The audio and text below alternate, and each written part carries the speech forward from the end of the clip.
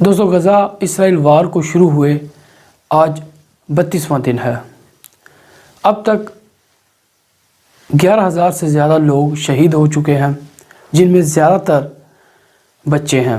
जो 4,000 बच्चे शहीद हुए हैं, इन 4,000 बच्चों को अगर आप टाइम के साथ डिवाइड करें इन 32 दिन के अंदर, तो हर 15 से 20 मिनट बाद एक बच्चा मारा जा रहा है। चाहे अरब हो, एशिया हो, अफ्रीका हो या फिर यूरोप क्यों ना हो, हर जगह में बहुत बड़े बड़े प्रोटेस्ट हो रहे हैं इस जंग को सीज़ फायर करने के लिए, इसको रोकने के लिए। लेकिन इसराइल किसी की बात नहीं मान रहा। हालांकि 4 बार यूनाइटेड नेशन भी इसराइल को वोट कर चुका है कि आप इस जंग को बंद करें और ये जंग जो है ये नाजायज़ है, लेकिन फिर भी इसराइल इस जंग को बंद नहीं कर रहा। तो सवाल ये है दोस्तों, क्या इसराइल सच में इतना ताकतवर है कि वो पूरी दुनिया के सामने डट गया है कि मैं जंग नहीं रोकूंगा और मैं इसी तरह से कत्लेआम, जेनोसाइड फ़लस्तीनियों का करता रहूँगा? दोस्तों, इस बात में कोई शक नहीं कि इसराइल जितने भी फ़लस्तीनी इस वक्त फ़लस्तीन में मौजूद हैं, चाहे वो वेस्ट बैंक की तरफ हों, चाहे वो गज़ा की तरफ हों, वो चाहता है कि वो यहाँ से चले जाएं, या तो मारे जाएं या वो छोड़ के भाग जाएं। किसी भी तरह से वो ये जगह खाली करना चाहता है और पूरे फ़लस्तीन के ऊपर कब्ज़ा करना चाहता है। इसराइल तो अपनी एक आइडियोलॉजी को लेके चल रहा है और वो कत्लेआम पे को एक जायज़ करार दे रहा है अपने तौर पे। जो वेस्टर्न कंट्रीज़ हैं, जो इसराइल की अंधाधुंध सपोर्ट कर रही हैं और इसराइल को वेपन्स दे रही हैं, इसराइल को फंड कर रही हैं, वो ऐसा क्यों कर रहे हैं? जैसे कि आपने देखा वेस्टर्न लीडर्स हों, जो यूरोपियन कंट्रीज़ के लीडर हैं, वो ज़्यादातर जो है वो इसराइल को बहुत ज़्यादा सपोर्ट कर रहे हैं। हालांकि उनकी आवाम सड़कों पर निकली हुई है फ़लस्तीन की सपोर्ट के अंदर, लेकिन वो नहीं कर रहे। और दोस्तों, आज की इस वीडियो के अंदर मैं आपके साथ ये सब कुछ शेयर करूंगा विद प्रूफ कि कई लोग इस जंग से बिजनेस कर रहे हैं, कई लोग अपना रुतबा मुस्लिम दुनिया के अंदर ऊपर कर रहे हैं, कई लोग अपने पर्सनल गोल्स को सेट कर रहे हैं। सबसे पहले हम ये देखते हैं कि कौन सी कंट्रीज़ हैं जो कि इस जंग से, गज़ा इसराइल जंग से बेनिफिट ले रही हैं। दोस्तों, इनसे मिलिए। ये हैं chief executive officer of United nation. United nation की CEO हैं, यानी कि अगर ये चाहें तो जंग बंद करा सकती हैं। दोस्तों, अगर ये इसराइल से इतना मुतालबा कर दें या उनको ये कह दें कि आप जंग के अंदर जो एथिक यूज़ कर रहे हैं, जो आप इसके अंदर वेपन्स यूज़ कर रहे हैं या जिन लोगों पे यूज़ कर रहे हैं, वो एक वार क्राइम है और आपको इसके ऊपर सज़ा मिलेगी, आपके ऊपर सेंक्शन लग जाए। जैसे कि रशिया के अंदर आपने देखा कि हज़ारों किस्म की सेंक्शन हैं जब उसने यूक्रेन के ऊपर हमला किया था, तो वो यहाँ पर भी लगा सकते हैं। और जो यूनाइटेड नेशन की आर्मी है वो ख़ुद यहाँ पे आके पीस जो है वो बरकरार कर सकती है, पीस को मेंटेन कर सकती है। लेकिन ये ऐसा नहीं करेंगी क्योंकि इनके शोहर की कंपनी इस जंग से लाखों रुपए कमा रही है। दोस्तों, इनसे मिलिए। ये है थॉमस डेलियोन, ये चेयरमैन है ब्लैक रॉक कंपनी के। जी हाँ, वही ब्लैक रॉक कंपनी जो कि असला साज कंपनीज के अंदर 40% का शेयर रखती है, 40% का हिस्सा रखती है। पूरी दुनिया के अंदर कोई भी कंपनी जो असला बनाती है उसके अंदर इनके स्टेक हैं, यानी कि वो कंपनी जो कि इंटरनेशनली असला बनाती है सेल करने के लिए, उसके अंदर इनके शेयर्स हैं, उसके अंदर इनका हिस्सा है। अब ये सोच रहे होंगे कि कितनी ही इन्वेस्टमेंट इन्होंने कर दी होगी पूरी दुनिया के अंदर जो असला साज कंपनी है उनके अंदर। तो ये फिगर है 41 बिलियन डॉलर से लेकर 91 बिलियन डॉलर तक। मेरे पास 2019 का डाटा है। 2019 के डाटे के मुताबिक 41 बिलियन डॉलर इन्होंने इन्वेस्ट कर रखे हैं। आपने फ़लस्तीन के अंदर, ख़ास तौर पर गज़ा के अंदर, हाल ही एक 72 बंद क्रेन नुमा चीज़ देखी होगी, वो भी इन्हीं की सब कंपनीज़ के अंदर, जो कि इन्हीं के अंदर आती है, जो ब्लैक रॉक जिसको ओन करता है, उन्होंने ये बनाए हैं।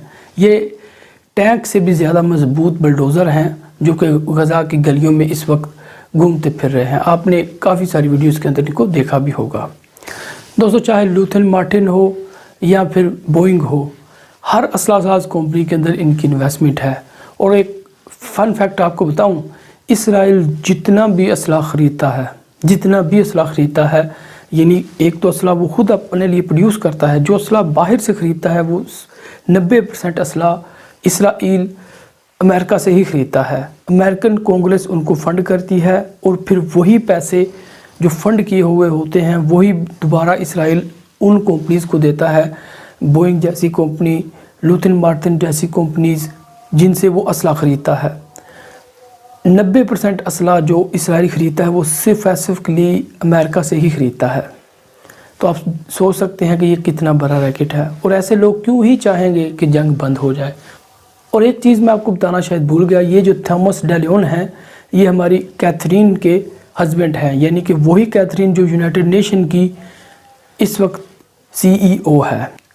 اس جنگ کے چلتے رہنے سے ہی ان کے فیملی کو بلینز آف ڈالرز کی بینیفٹ ہو رہا ہے۔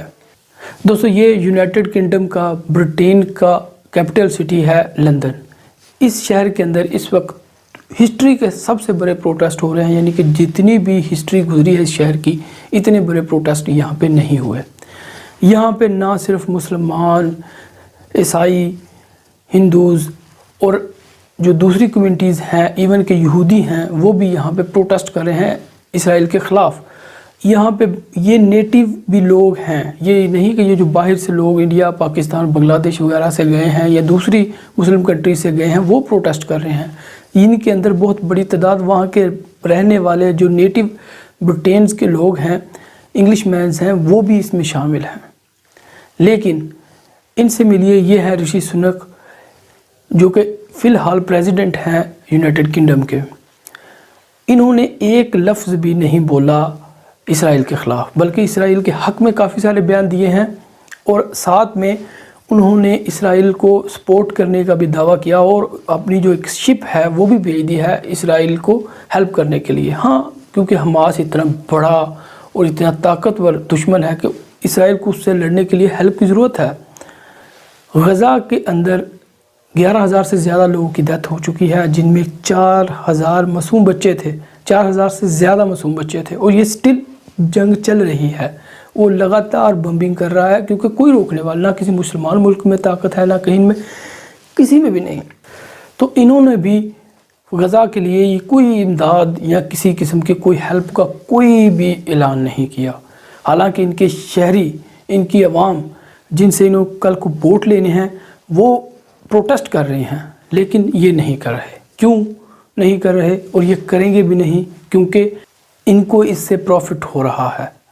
اب ان سے ملیے، یہ ہیں اشکیتا مورتی، رشی سنک کی وائف ہیں، اور اب ان سے ملیے، یہ ہیں رشی سنک کے سسر یعنی کہ فادر ان لا نارائن مورتی۔ دوستو یہ شخص اتنا امیر ہے کہ جو UK کی رویل فیملی ہے اس سے بھی زیادہ امیر ہے، یعنی کہ اتنے زیادہ امیر ہے یہ اکیلا بندہ۔ اور سورسز کی مانے تو جو اشکیتا مورتی ہے وہ ان کی اکلوتی بیٹی ہے۔ اور دوستو نارائن مورتی کی جو سب سے بڑی کمپنی ہے وہ ہے انفوسس، اور گیس واٹ، انہوں نے $1.5 بلین انویسٹ کیے ہیں برٹش پیٹرولیم میں۔ اب برٹش پیٹرولیم میں کوئی ایسا مسئلہ نہیں ہے، کوئی بھی انویسٹ کر سکتا ہے، اگر آپ کے پاس ہے آپ بھی کر سکتے ہیں۔ لیکن دوستو اسرائیل نے پچھلے مہینے ہی، یعنی کہ ابھی ایک مہینہ ہی گزرا ہے، برٹش پیٹرولیم کے ساتھ ساتھ 5 اور کمپنیز کو اسرائیل کے اندر تیل ڈھونڈنے کے لیے، تیل اور گیس ڈھونڈنے کے لیے جو ہے وہ کانٹریکٹ دیا ہے، لائسنس دیا ہے۔ اب آپ سوچیں گے تو اس میں کیا ہے اسرائیل کے اندر، لیکن اسرائیل کے اندر پہلے ہی کئی بار چیک کر چکے ہیں کہ اسرائیل کے اندر اتنا زیادہ تیل نہیں ہے، اتنی مقدار کے اندر نہیں ہے۔ تو گائز یہاں پہ ٹویسٹ ہے کہ جب ان کو پتہ اسرائیل کے اندر تیل نہیں ہے، 1-2 جگہ پہ ملا ہے، لیکن اس کو نکالنے کی جتنی کوسٹ ہے اتنا تیل وہاں پہ اتنے ذخائر ہی موجود ہی ہیں۔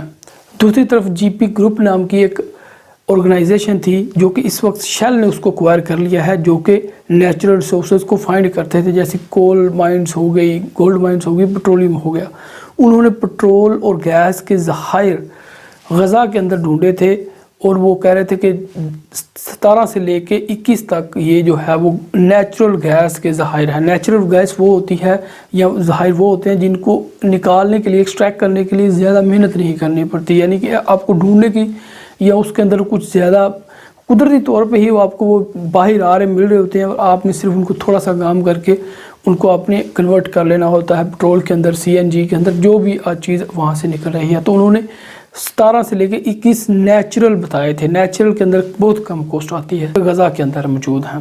تو وہ ابھی یہاں پہ انہوں نے جس طرح سے کیا ہے کہ غزہ کے 2 ٹکڑے انہوں نے کر لیے ہیں، غزہ سٹی کو انہوں نے الگ کر لیا ہے اور اس سائڈ کو جو ہے وہ زیادہ تر لوگ کہہ رہے ہیں کہ یہاں پہ موو کریں. تو ایک طرح سے تو یہ بھی ہو سکتا ہے کہ یہ اس ایریا کو بھی اوکوپائی کریں گے اور یہاں سے تیل نکالیں گے، لیکن یہ ان کا خواب ہی رہے گا.